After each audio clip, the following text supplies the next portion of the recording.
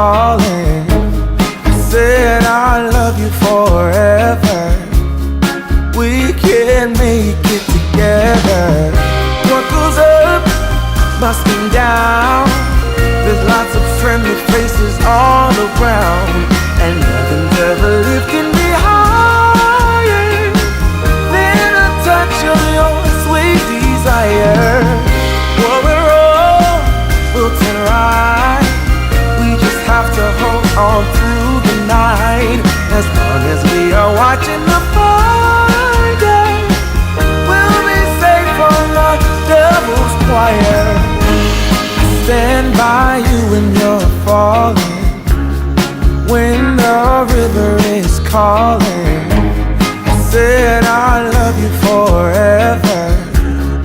We can make it together. Yeah, yeah. New day, new vlog. Annyeonghaseyo guys! We are back for another vlog after a long hiatus sa aking social media. Wow, kala mo naman. Nandito tayo ngayon sa Korea with my brother and my mom. And today is actually our second day. Tinamad ako. Hindi ako tinamad. Kasi late naman na kami nakarating dito sa Korea. So hapon na.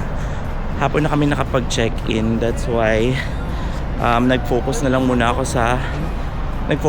sa pagtutour muna, since this is my mom and my brother's first time here in Seoul. So yeah, nag-tour muna kami. Pumunta lang kami sa Seoul Forest Park at sa Gangnam District. Tapos pagbalik namin dito, nag-ikot-ikot lang kami sa Myeongdong para enjoy yung street food. That's why I decided to vlog na lang ngayong second day namin. Yeah, so madilim pa. It's currently 6:30 AM. However, meron akong binook na tour papuntang DMZ. So it's actually my first time there, kaya isasama ko kayo. Okay, so we finally made it here sa aming meeting point. So kapag DMZ tour, marami kayong makikita sa Klook para hindi na kayo mag-worry kung legit or whatsoever. So nag-book lang kami sa Klook, and yung meet up point na pinili ko ay dito sa Myeongdong. So yeah, dito sa exit 9.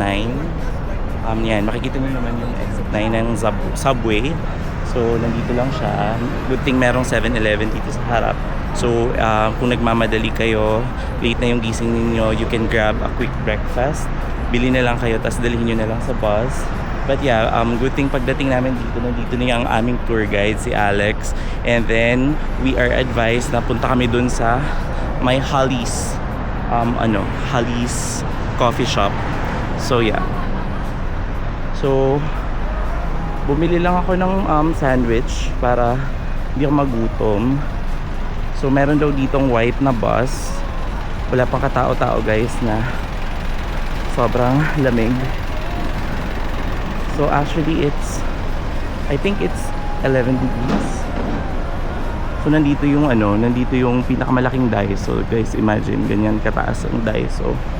So yeah, nandito yung aming bus. Ayan, yung white, si Alex Owen. So yes.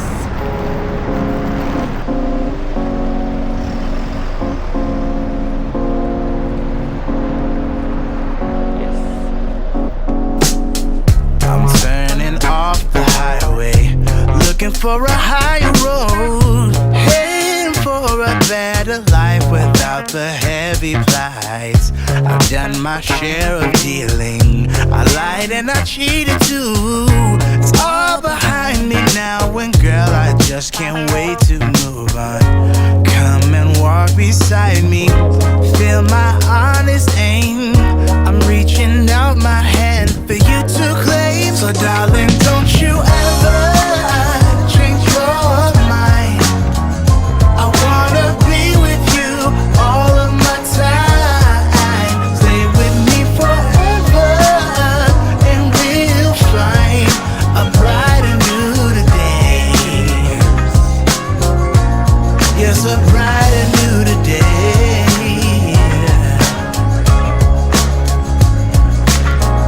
I'm on a safe ride. Hingal na hingal yun.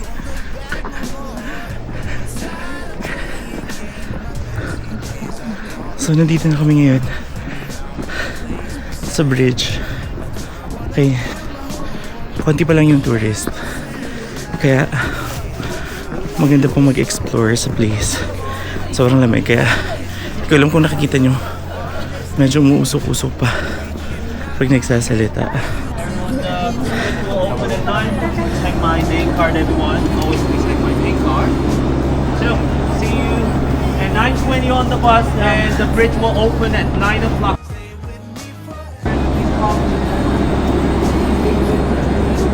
Okay guys, so we finally made it here sa aming first stop, yung Red Bridge. So bago lang to na attraction. I think kakabukas lang nito for quite some time pa lang naman. So supposed to be DMZ lang before yung pinupuntahan ng mga tao dito, no. So meron ng dadagdag na attraction or destination.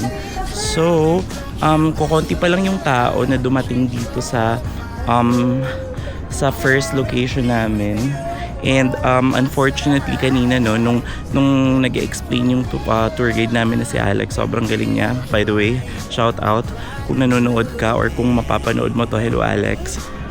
Sobrang na-explain niya yung history kung bakit nagkaroon ng Korean War, and of course binigyan niya kami ng briefing kung ano yung mga do's and don'ts para sa tour na to.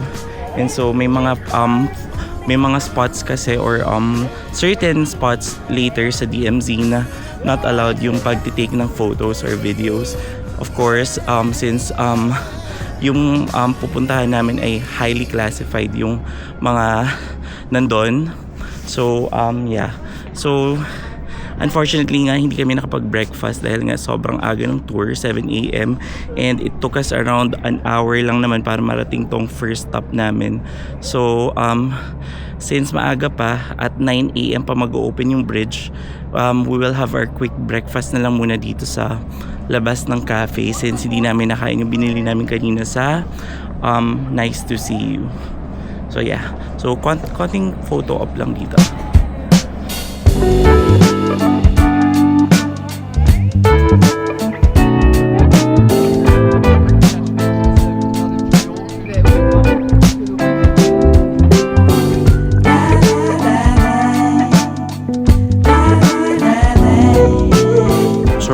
Having our quick breakfast here. Ayan. Habang nag-aantay yung mga tao. Sarado pa yung bridge. So apparently, our tour guide, Alex, his mom is a Filipino. So that makes him a Filipino. But he was born and raised here in Korea. So we had a quick or small talk kanina. Na-explain niya yung kanyang background. But yeah, marami kaming kasamang mga Pinoy sa group. But yeah, it's a mixed tour. Meron kaming mga Chinese din na kasama. So dalawa yung guide. Sobrang saya. Sobrang worth it itong DMZ tour so far.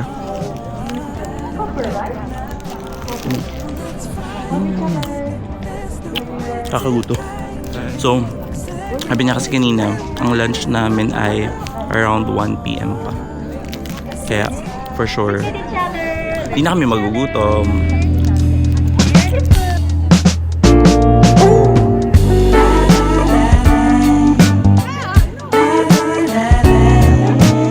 Okay, so, open na yung bridge.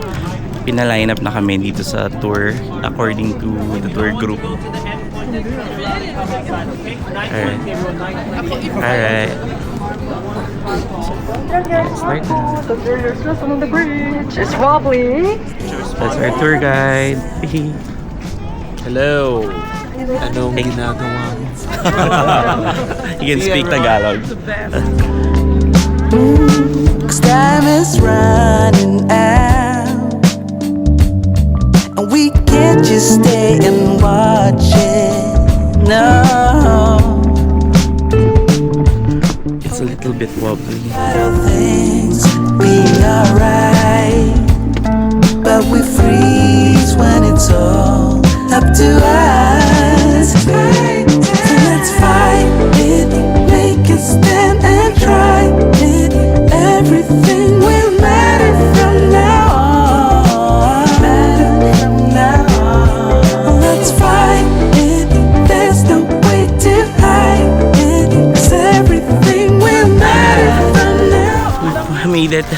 on the other side ng bridge. Nakapagod din pala kahit maiksi lang. So, quick photo op lang dito. Kasi we have to be back sa bus ng 9:20 and time check it's 9:04. So, lakad na kami doon pabalik. Wala namang ibang gagawin dito. Magandang spot lang siya for photo. So, binigyan lang kami ng ID tag nung aming tour guide na si Alex for identification. So, bumabalik na yung aming group. Nakakapagod, nakakalula at nakakatakot. Ayun na, pabalik na kami.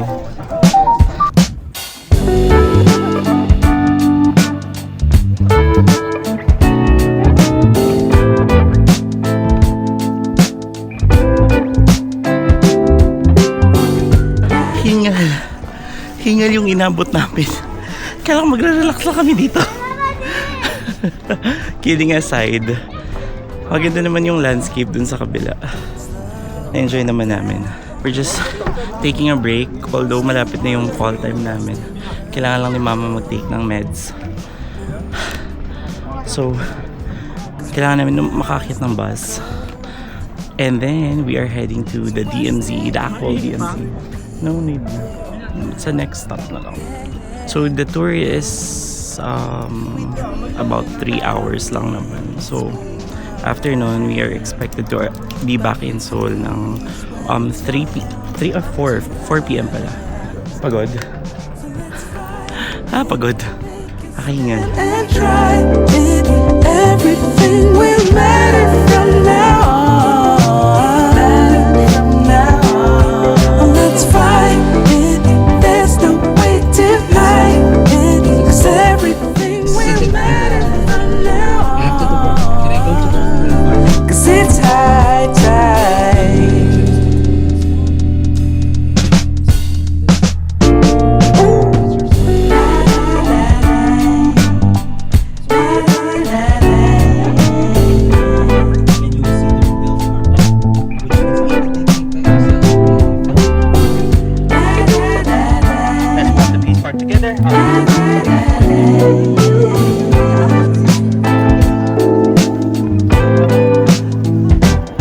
I can hear the sound, and I know that it's alarming. Yeah. 'Cause time is running out. So may free time kami to make peace, not war. Charot. No. Oh, we dream about all things being alright, but we freeze when it's all up to us. So let's fight it, make a stand and For this statue, everyone, I show you the video Mother and Daughter. And this television show is listed on Guinness World Record for the longest live broadcasting show. On the left side, do you remember that altar, everyone? I showed you the picture. 'Cause everything will matter from now on. 'Cause it's high tide.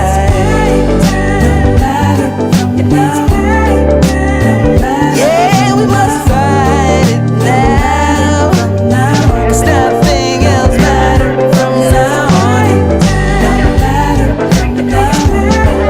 It's high tide. So this train had to retreat to the south. Heading south at one station at the DMZ. Ayan, so na-explain na sa amin ni Alex yung aming tuloy, yung history ng Korean War. So mas na-appreciate namin. So dito nga kami ngayon. Itong mga ribbons na nakikita natin sa likod, yun pala yung pinakamalapit na zone na napupuntahan ng mga family members na napunta sa or napadpad sa North Korea. So sinusulat nila yung mga South Korean people, sinusulat na lang nila dyan yung message nila para pag nabasa ng mga family members nila na nasa North Korea. Ayan.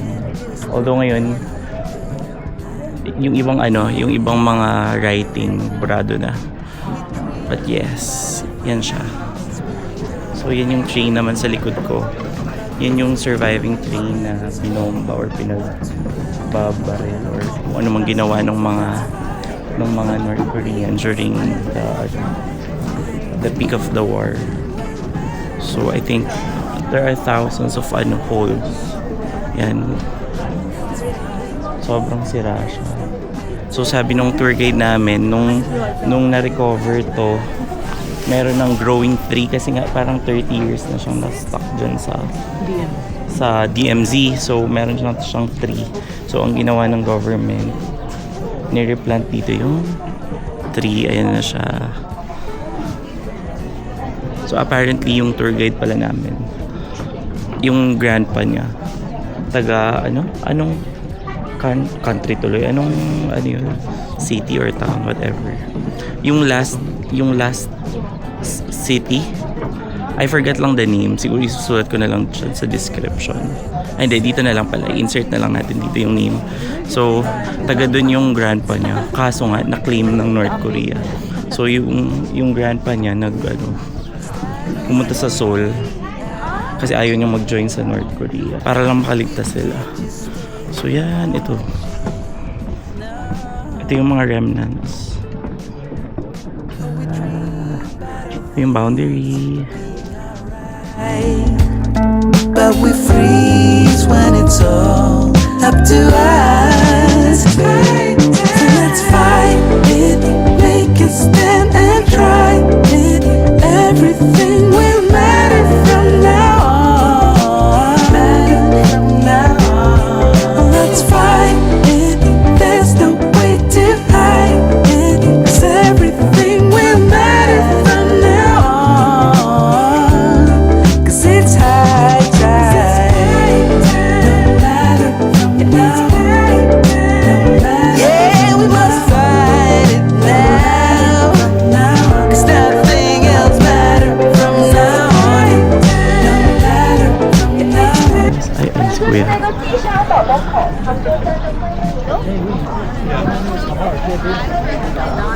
Yan, try natin tumawid dito sa bridge. I don't think this is the actual bridge, no? That was used during the war. Pero ayun, kasi yung mga bridge talaga before binomba siya during the war, yung mga bridge talaga kasi before binomba siya during the war para nga hindi makatawid yung mga North Koreans dito sa South Korea. So binomba nila lahat ng mga bridge, but there was one bridge na niretain nila. Yun yung tinatawag nilang bridge of no return. So before parang may time yata na in peace yung dalawang countries, and pinapili nila yung ibang mga citizen nila kung gusto nilang tumawid sa north or vice versa sa south. So kapag pinili ng taga South Korea na tumawid na ng north, hindi na siya makakabalik dito. That's why it's called Bridge of No Return. So I think this is just commemoration lang, ni-rebuild lang siya, pero hindi to talaga yung actual bridge during Korean War. So yeah.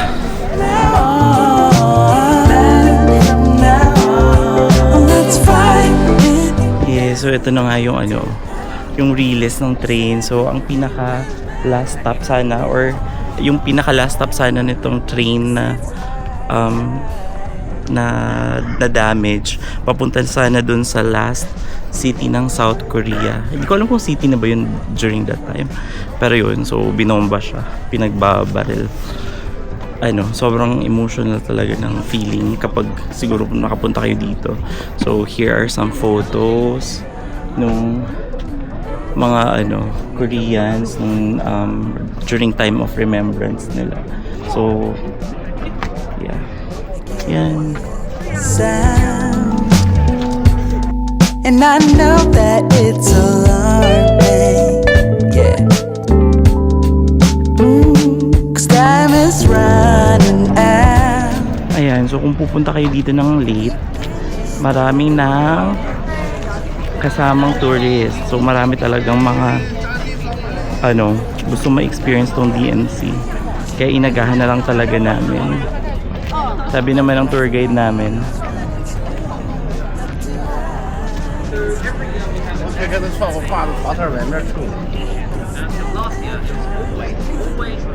Ito yung 7 sites to commemorate yung mga magagandang sites doon sa North Korea.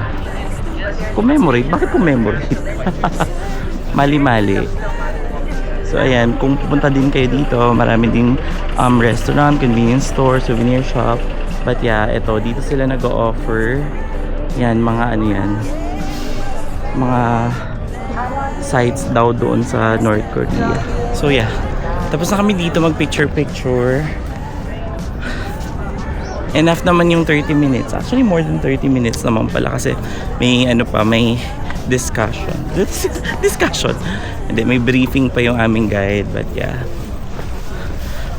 how was it, mom? Photo shoot done. How's the experience? Oh, bar is sad. Yeah. Sobrang nakakalungkot talaga. Even until up to now, actually, nagiging emotional pa din daw yung ibang mga Koreans when they talk about it. Kasi sobrang ano talaga, sobrang tragic nang nangyari sa kanilang history. Kaya ganun na lang yung preparation kayo mga BTS fans dyan. Intindihin nyo kung bakit kailangan nilang mag-training, okay? Para yun sa kanila. So pabalik na kami ngayon sa bus. Probably ano lang kami, restroom break para safe na. Sobrang lamig eh. So yan yung bus na nakikita nyo, yung white. You can go here ng commute lang. So hindi nyo kailangan mag-join sa Klook kung medyo namamahalan kayo or ewan ko kung anong reason man. So meron naman ditong ticket booth or office, ticketing office. You can check na lang online how much. Tapos marami pa dito mga food stall, hindi kayo magugutom. Even Dunkin Donut nandito din sila. So yeah, marami pwedeng gawin dito sa Imjinggak. So hanapin lang namin yung restroom. Ayan, we are back sa bus namin. Ayan, meron ditong amusement or theme park. O, diba? Enchanted Kingdom Ho. Mom, kumakain siya, gutom na yan. We'll be having our late lunch later. But for now, we bought snacks. Here. Hi, Ace. They're asking us to double time. Hurry up. Are we the first one here? No. It's all we need. Cemetery, and after that we're going to the infiltration tunnel. When we go up, we will see I think the weather is super clear, so we can see 2 different flagpole, north and south through flagpole. Okay guys, dito na kami sa infiltration tunnel. So yun yung iconic na ano, hindi ko alam kung nakikita nyo, DMZ letterings. So in-explain na sa amin ng tour guide namin yung ano, yung kung paano na discover, ano yung expect namin sa loob. So yeah, we're going inside. However, hindi pa rin allowed ang camera. So meron naman kaming locker room na pwedeng pag-iwanan ng mga gamit. Okay, so laters. Ayan, kakatapos lang namin manood ng film showing. Appreciate mo talaga ang ano, ang history nitong DMZ. Papunta na kami ngayon sa infiltration tunnel. So itatagi lang namin itong mga gamit. So later, I'll do my best to explain kung ano ang feeling dun sa loob ng ano, ng tunnel. Excited somehow. We get the first hand experience. We get to experience. Na curious dito sa tunnel na to. Dinig up ng mga North Koreans just to penetrate South Korea. Kala nila magsasucceed sila. But no. Pero let's see. Sana wag nang lumala yung war kasi ngayon naka-ceasefire lang sila eh. So dito kami ngayon. Kahanap kami ng locker. kakatapos lang namin mag tunnel experience. Grabe. Sobrang nakakahingal. Ang lalim pala talaga niya. Di na namin tinuloy yung pinakadulo. For as long as na-experience namin tong charcoal kasi yun naman yung based dun sa kwento ng ano namin, ng guide namin. Nagpanggap na lang yung ano, yung mga North Korean na yung ano yun, pinunta nila doon yung pag ano ng charcoal, no? Yung mom ko sobrang hingal, pawis na pawis. Pero literal talaga na ano, ihingalin ka paakyat kasi nga hindi naman siya sobrang steep pero ang layo. Tsaka kahit sobrang lamig sa baba, pagpapawisan ka talaga. So lahat ng mga kasama ko sa tour, ayan, pagod na pagod sila. Grabe, pawis na pawis ako, kaya buti na lang meron dito fan.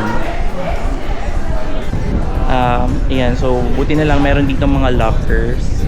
Well, talagang kailangan nila mag-provide ng locker kasi nga hindi allowed yung mga gamit na ibaba sa tunnel. So you just have to oh my god, ito guys, ito DMZ. So nakita namin yung mga charcoals na sinasabi ng mga North Koreans na dinig up kuno nila, palusot.com, ganun. So dahil may katangahan tayong ginawa, mali pala yung nalagay kong code. So hindi namin ma-open. Good thing meron silang spare key or yung master key. So in-open up na lang nila yung locker namin. So we are now heading to our last stop, which is yung buffet lunch. So enjoying ko yun. Gutom na gutom. Di pa kami nagla-lunch and it's already 1:30 PM. Kumusta? 괜찮아. 괜찮아요. 알았어?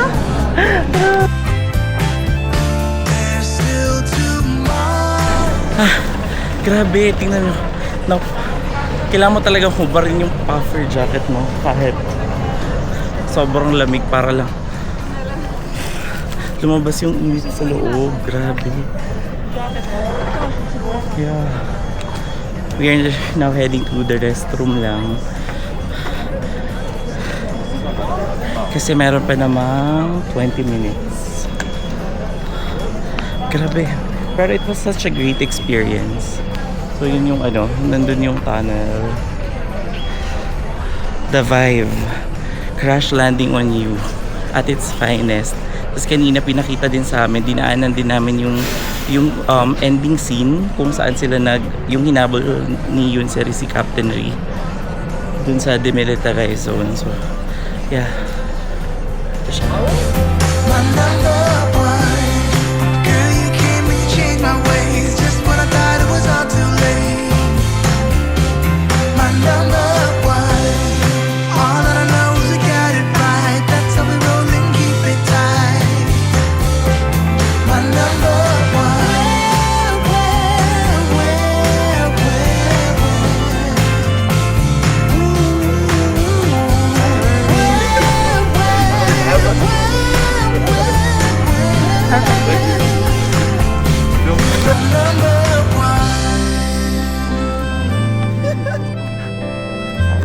Good thing we're done.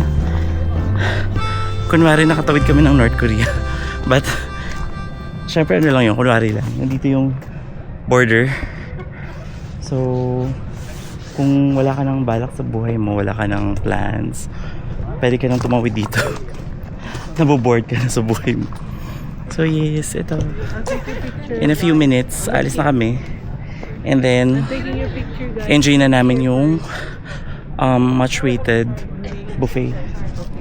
Maybe they went downtown or to the rice field. In front of the houses, no gates because this place is protected by soldiers. Very safe, no gates. And everyone, as you can see, there are lots of crops. Why? Most of the people, they are farmers. 458 people are living here. Government gave them one house, one land, so ito and daw one yung pound unification village. After North Korea made propaganda village, and on the left side, the mansion is the richest person in this village. Can you see? The big mansion? That's my dream house. I want to make that. It's so, I asked ChatGPT, how many years do I have to work? 197 years. Oh god. Everyone, soul is so expensive. Okay, so we are having our lunch here dito sa Unification Village. Buffet siya. So for 13,000 Korean won. Yeah. So ito lang, I think ito yung pinakamalaking restaurant dito. Tapos sa labas meron yung cafe. Tapos nag-suggest yung tour guide namin na si Alex na dito kami bumili ng snail serum. Kasi mas mura siya ng Bihama. Kasi nga sa Olive yung it's around how much? 30,000 Korean won. Dito parang 18 lang daw. So meron din siyang sinasabing soybean ba yun? Or cake? I forgot lang. Mamaya tanungin na lang namin. So yeah, ito yung tsura ng restaurant.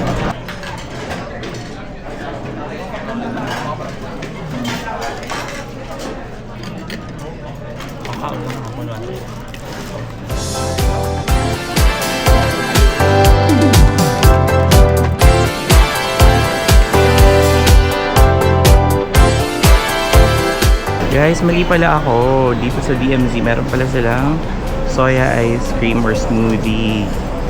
Ayan, yun pala yung product nila dito. So, we are just going to try out yung kanilang soya beans pala. So, yeah, that's it for our DMZ tour. After this, we are heading back to Seoul. Pero mamaya hindi na ako magbablog dahil mag-iikot-ikot lang kami probably sa Dongdaemun if may time, or pupunta na kami sa Loda department store para makabili ng shoes. Naghahanap kami ng On Cloud. So yeah, ma'am. Ayan.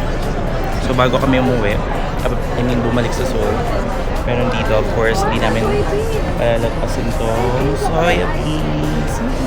Soybean ice cream. Sarap. Soya. Soya. Parang kaming nasa bus center ng Araneta. Parang tayo nasa Cubao. Pero malamig na version.